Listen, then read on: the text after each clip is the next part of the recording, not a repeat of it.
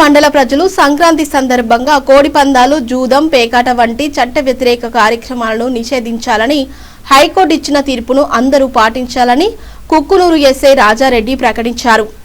ఏలూరు జిల్లా SP K Pratap Shiva Kishore ఆదేశాల మేరకు శాంతియుతంగా సాంప్రదాయబద్ధంగా సంక్రాంతి పండుగను జరుపుకోవాలని, చట్ట వ్యతిరేక కార్యక్రమాలు నిర్వహించిన వారిపై చర్యలు తీసుకుంటామని, ఇప్పటివరకు నిర్వహించే 46 మందిపై బైండ్ ఓవర్ కేసులు నమోదు చేశామని ఎస్ఐ తెలియపరిచారు.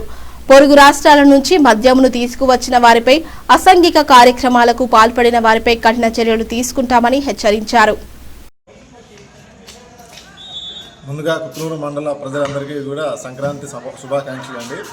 సంక్రాంతి సందర్భంగా మండలంలో కూడా ఎక్కడా కూడా ఈ సాంప్రదాయ ముసుగులో కోడి పందాలు నిర్వహించడానికి ఎక్కడా కూడా పర్మిషన్లు లేవు.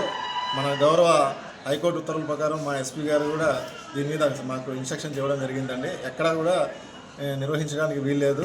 నిర్వాహకులందరినీ కూడా ఇప్పటి వరకు కూడా 46 మందిని మండలంలో బైండ్ అవుట్ చేయడం జరిగింది. కోళ్ళు కత్తే వాళ్ళని కట్టలేవాడిని కానీ, ఆర్గనైజ్ చేసేవాళ్ళు కానీ, గతంలో కేసులు నమోదైన వారిని కూడా బైండ్ అవుట్ చేయడం జరిగింది.